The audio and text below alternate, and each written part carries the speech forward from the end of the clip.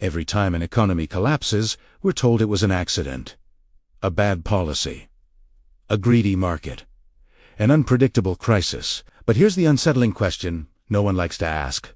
Why do the same institutions seem to walk away richer every single time? When currencies crash, someone buys them cheap. When banks fail, someone absorbs their assets. When governments panic, someone offers rescue money at a price. Tonight, we're not chasing conspiracies. We're following incentives. And by the end of this story, you may see economic collapse not as chaos, but as a repeatable business model. Setting the stage, background, and tease. To understand the hidden hand, we have to rewind before modern crises. Before 2008, before COVID, before inflation headlines, modern economies are built on debt-based money systems. Almost all money today is created as debt issued by banks, backed by governments, and managed through central institutions. This system has names you recognize: central banks, international lenders, financial markets. But what matters? ISNT. Who they are, IDS. How the system behaves under stress. Because from the very beginning, this system wasn't designed to eliminate crises. It was designed to survive them. And that's where the pattern begins. 1. Origins. How the game was designed in the early 20th century.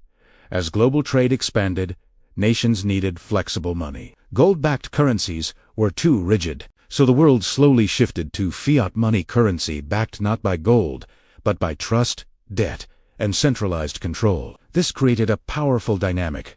Governments could spend more, banks could lend more, economies could grow faster. But it also created a dependency, because once money is born as debt, someone must always owe, and someone must always collect. From the very start, economic downturns weren't system failures, they were stress tests. 2.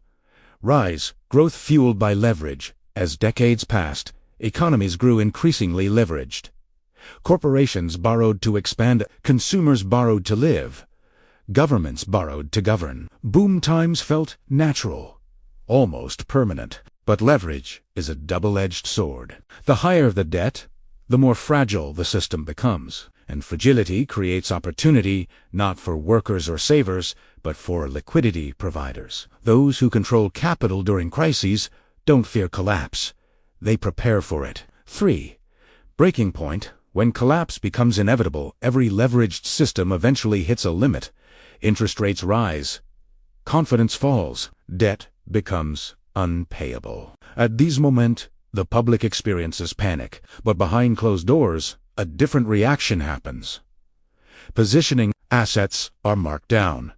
Currencies weaken. Nations become desperate. And suddenly, emergency solutions appear. Bailouts, rescue loans, stabilization programs, each presented as necessary. Each attached to conditions. This is where the hidden hand becomes visible, but rarely noticed. 4. Fallout. Who really pays after the collapse? The story always sounds the same. Citizens are told austerity is unavoidable, social spending must be cut, taxes must increase, wages must adjust. Meanwhile, debt is refinanced. Not erased assets quietly change ownership. Financial institutions consolidate crises, don't destroy wealth. They transfer it. Those without assets lose purchasing power. Those with liquidity acquire assets at historic discounts. The economy recovers, but ownership never looks the same. 5. Failed fixes. Why the cycle repeats after every collapse. Reforms are promised. New regulations, new safeguards, new oversight. But the core structure never changes. Money is still debt, growth still requires borrowing, and crises still reward those closest to capital creation. The fixes treat symptoms, not incentives, and so the system resets. Ready for the next cycle. Modern parallels.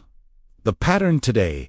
Look at recent history. After 2008, central bank balance sheets exploded. Asset prices surged while wages lagged.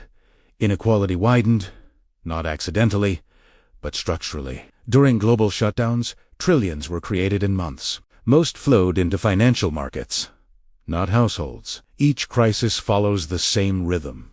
Shock, fear, intervention, consolidation, different decade. Same outcome. 3 clear takeaways. 1.